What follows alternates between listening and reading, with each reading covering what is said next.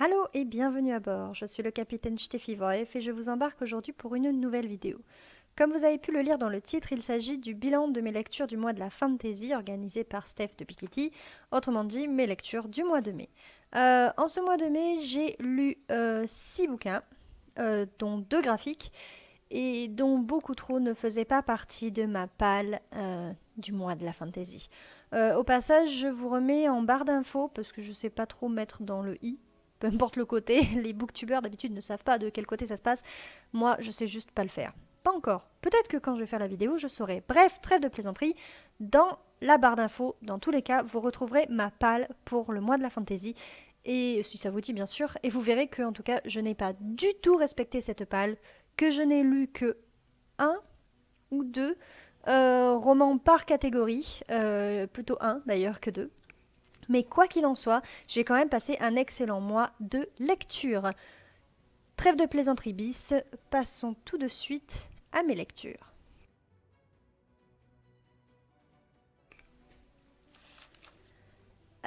J'ai commencé le mois avec un quasi coup de cœur. Un roman que j'ai adoré, même si j'y ai trouvé deux, trois petites choses qui n'allaient pas, mais ça c'est parce que ce roman me tenait tellement à cœur que limite j'ai cherché à être pointilleuse, hein, voilà, en gros c'est ça. Et je ne vous fais pas plus languir, il s'agissait de Rose éternelle d'Ophélie Duchemin, paru aux éditions Plume Blanche. Quand je dis que j'ai adoré ce roman, c'est parce que j'y ai retrouvé tout ce que vous pouvez avoir dans le conte original, mais aussi et surtout dans le dessin animé. J'y ai retrouvé un peu l'ambiance du film avec Vincent Cassel aussi.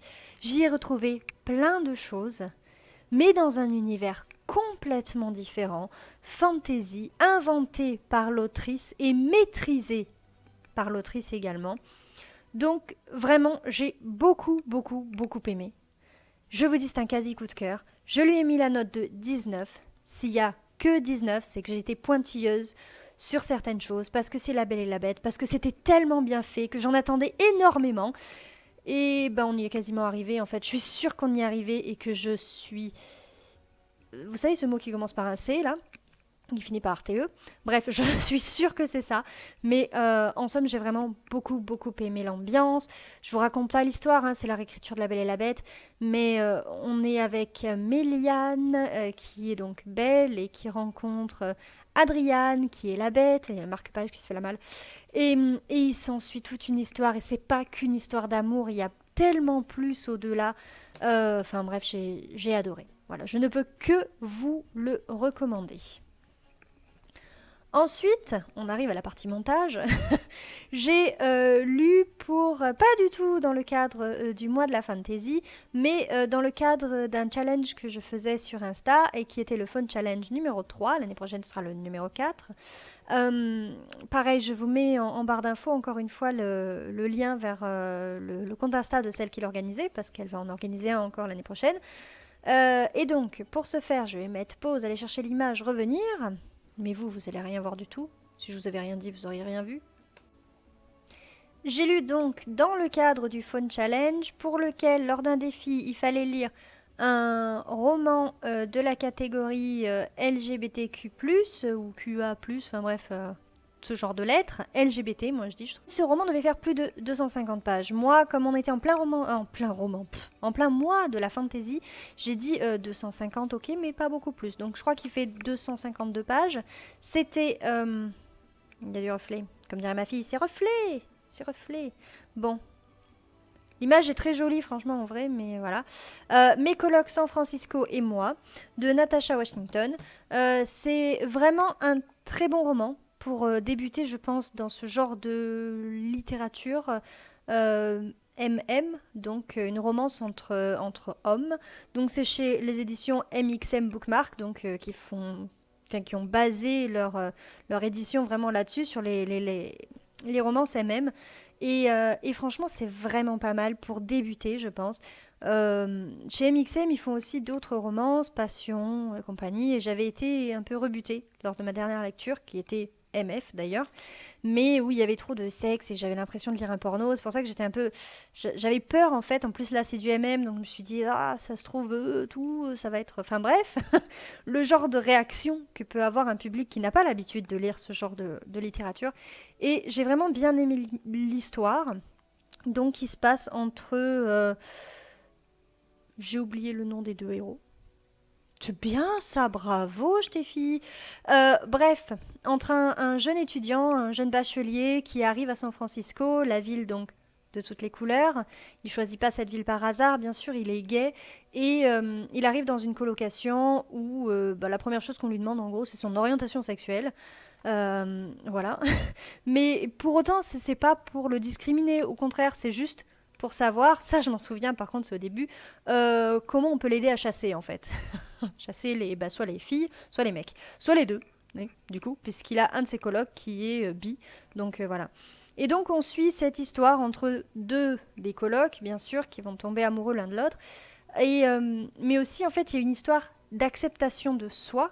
Alors, le personnage principal, il a accepté qu'il était gay, c'est pas le problème, en fait. C'est juste, comment dire, accepter ce que les autres voient de nous, et puis vivre avec, et surtout se faire accepter auprès d'eux tel qu'on est soi, en fait. C'est un peu ça. Et puis, il y a aussi le fait que ce sont des personnages à part entière, donc ils n'ont pas juste ça, ils sont pas juste gays, ce qui en soi est normal, mais pas vraiment dans notre société, faut pas se leurrer. Hein. Mais voilà, donc il y a plein de choses qui tournent autour de ces deux personnages, et pas juste autour de leur sexualité, et ça c'était très bien. Euh, c'est bien ça. Je suis en train de voir que j'ai pas la note, donc je vais refaire pause, je vais aller voir sur mon blog, vous dire quelle note j'ai mis, et je reviens. Nous revoilà. J'ai donc mis à ce roman la note de 15/20. Ça vous montre encore une fois que j'ai vraiment passé un bon moment. On n'a pas de scène trop X, c'est vraiment le début. On est entre deux jeunes gens, c'est le début d'une histoire, le début d'une romance, et aussi un très bon début, je vous dis, pour mettre un pied dans ce qui est romance MM. En tout cas, moi, ça m'a donné envie d'en lire peut-être d'autres, même si la romance n'est pas vraiment mon genre, mais je me dis que pourquoi me tourner vers une romance hétéro si je peux en lire une très bonne aussi en MM ou en FF d'ailleurs, certainement. Voilà. La lecture d'après, c'était pour le challenge, moi de la fantasy, et c'était une bande dessinée. J'avais dit que je voulais terminer un cycle chez la saga Elf, et donc j'ai lu le tome 20, Noir d'écaille, où on suit Gawain, oui, Gawain, et Difflin. Donc Gawain est un elfe noir, Difflin est une humaine qu'il aurait dû tuer dans un autre tome. Oui, je vous spoil, et alors c'est un tome 20 en même temps. Hein. Mais c'est des BD, ça se lit vite, franchement, si vous voulez rattraper, c'est juste un peu cher. Bref, on suit Gawain et Difflin dans leur vie, et surtout dans leur fuite, parce que Gawain est un elfe noir, il devrait être un assassin. Or, lui, pour l'amour de Difflin, il a abandonné un peu la guilde des assassins de Slurs, ou Slurs, moi je dis Slurs. Voilà, donc on suit leurs aventures, évidemment ils vont être poursuivis. S'il y a un dragon, c'est parce qu'à un moment donné, ils travaillent en tant que valet de cage, c'est-à-dire qu'ils s'occupent des dragons. Et voilà. J'ai vraiment passé un agréable moment en compagnie de cette bande dessinée. J'avais été déçue plus ou moins par les tomes précédents, c'est ce qui m'avait fait dire que je voulais arrêter cette saga qui est très longue, hein, je crois qu'on en est au tome 30 ou un truc comme ça. Je voulais juste finir un cycle puisque ce sont des cycles de 5 et peut-être que j'en lirai d'autres finalement parce que vraiment celui-ci était sympa. On se retrouve à la fois dans l'intrigue principale et dans une intrigue autre, l'intrigue vraiment du tome en question. Et ça m'a plu. Voilà. Voilà, c'est tout, en fait. La note, peut-être, cette fois, je l'ai notée. Je l'ai mise, quoi. J'ai mis la note de 16/20. Voilà. Donc vraiment pas mal. Voilà. Ensuite, j'ai lu quelque chose qui a été très difficile à lire. Je vous explique la genèse. Comme vous le savez peut-être si vous êtes sur cette chaîne, je suis avant tout lectrice, mais je suis aussi autrice. Et il y a quelque chose qui me plaît beaucoup dans mes lectures, ce sont des réécritures de contes. Et j'aimerais à terme, moi aussi, pouvoir pouvoir écrire une belle histoire, une belle réécriture de contes dont je serais vraiment assez fière pour pouvoir la soumettre à une maison d'édition. Pour ça que j'ai lu Rose éternelle, parce que je suis fan de réécriture. Et il y a un conte que j'aimerais bien revisiter, qui est celui d'Hansel et Gretel. Et j'ai vu des films et compagnie, mais j'ai lu bien sûr le conte original, je sais jamais, avec mes élèves, j'adore, chaque année et tout. Et bref, oui, parce que pour ceux qui le savent pas ou auraient raté l'info, je suis prof d'allemand, donc je lis les contes de Grimm en allemand. Revenons à ce qui nous intéresse. J'ai lu une version revisitée de Hansel et Gretel, celle que vous trouvez aux Contes Interdits, celle d'Ivan Godbout, je sais pas, aux éditions du Corbeau. Alors déjà, ce livre me fait très peur, premièrement parce que à côté de toute la série Les Contes Interdits, vous avez un gros panneau interdit aux moins de 18 ans. Alors ça fait longtemps que j'ai plus de 18 ans, mais c'est déjà un avertissement, quoi. Pour vous dire, attention, ces livres-là, voilà, c'est pas tout public. Autre chose, la couverture quand même est un peu dérangeante. On est d'accord. Enfin là, vous le voyez pas bien, mais Hansel, il a les yeux comme ça qui... Enfin bref, c'est un peu bizarre.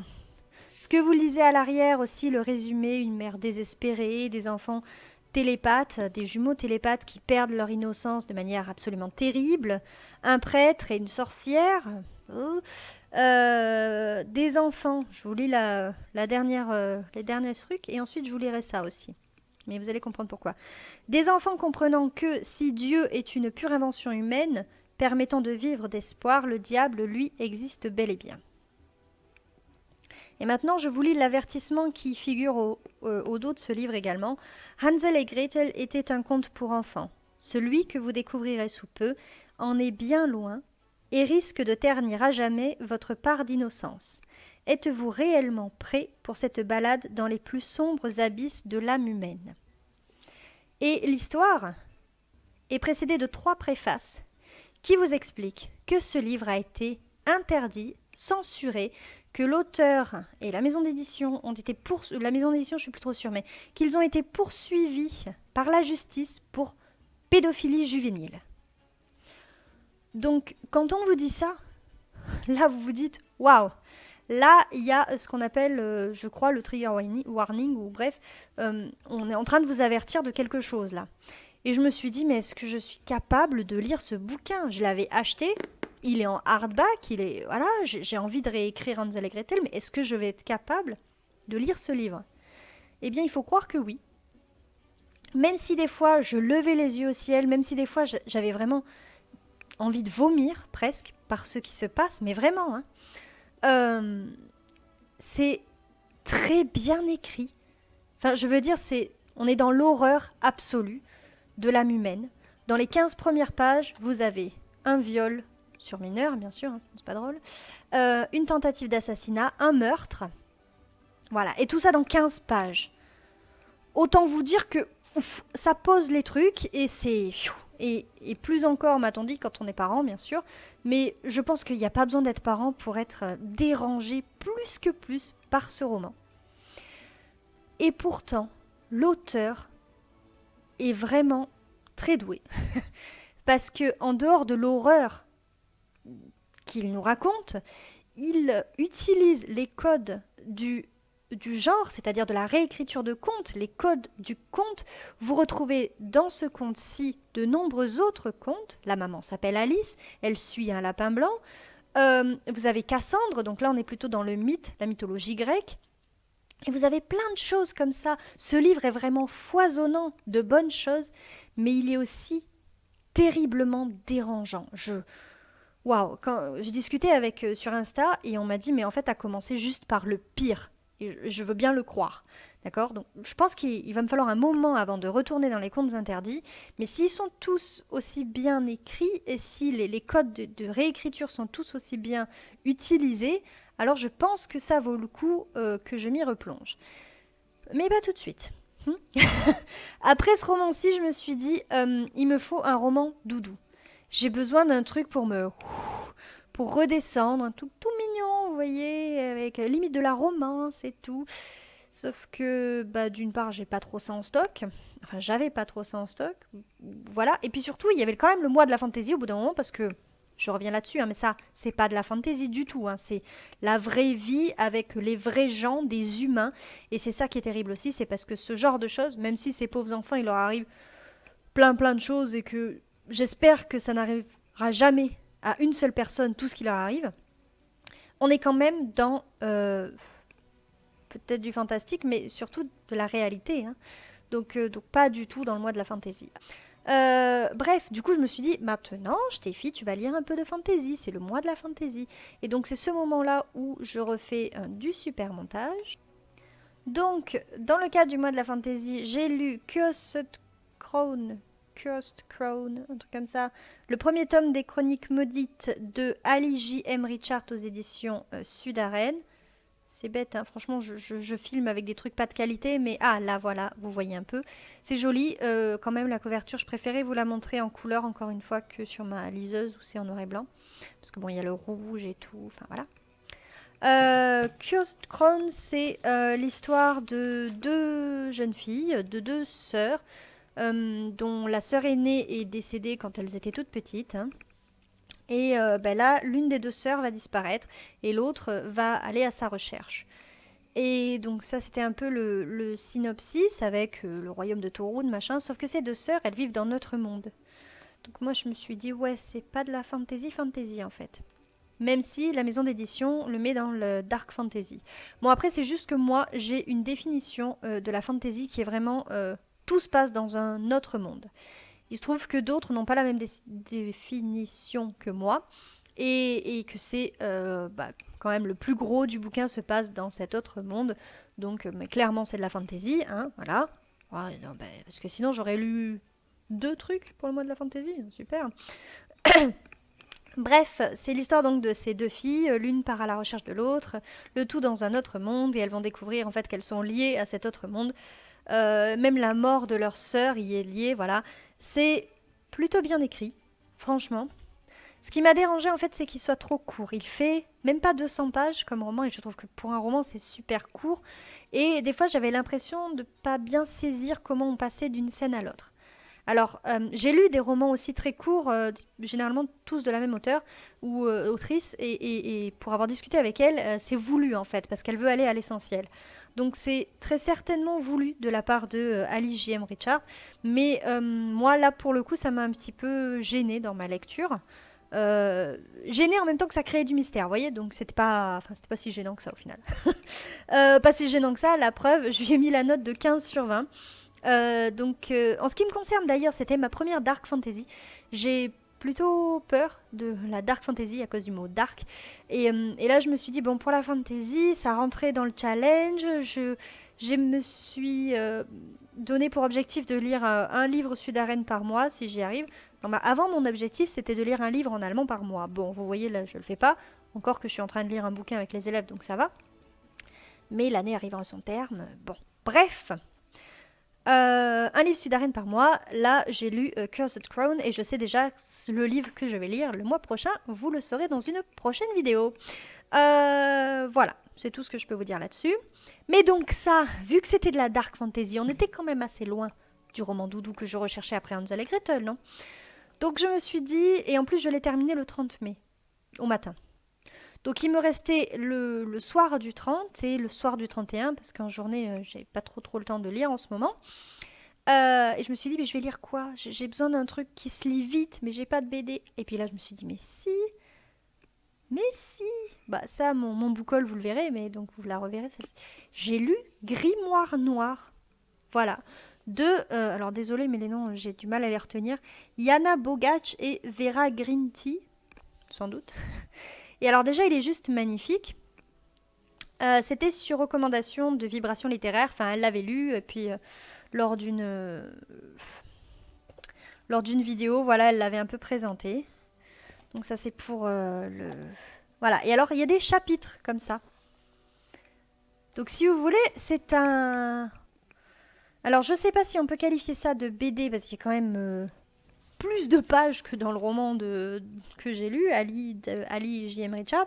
Il y en a 278, un truc comme ça. Donc vous voyez. Mais c'est quand même... là on est sur la fin. Vous spoilez pas quand même.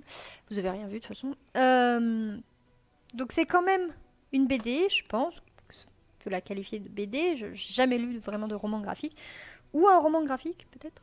Justement. Je sais pas trop. Mais quoi qu'il en soit, j'ai adoré. Je vous parle de l'histoire un peu? Ouais. Alors donc, pour l'histoire, c'est celle de Bucky. Il est lourd hein, en fait, mais je vais quand même essayer de le tenir parce que pour que vous le voyez, ça vaut le coup. Donc c'est l'histoire de Bucky Orson, un jeune garçon qui vit à Blackwell. Blackwell est une ville dans laquelle les sorcières, ou plutôt les ensorcelés, sont tolérées, acceptées, et c'est la seule en fait en Amérique. Partout ailleurs, bah, on les poursuit évidemment, hein, c'est les sorcières. Là, on les appelle les ensorcelées et elles sont tolérées, elles peuvent utiliser leur pouvoir comme elles l'entendent. Sans que des poursuites soient sans être poursuivies quoi.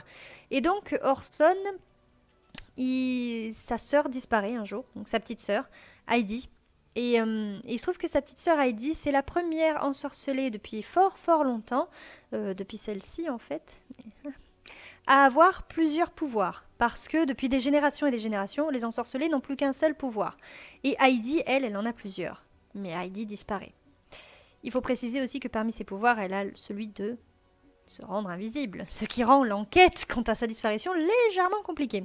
Bref, donc le jeune homme, qui est aussi fils du shérif, mais qui voit que son père est un peu embarrassé parce que c'est sa fille, il peut pas vraiment participer à l'enquête, il n'en a pas le droit, mais il le fait quand même, mais il s'embourbe, etc. Donc ce fils, Bucky, va partir à la recherche de sa sœur.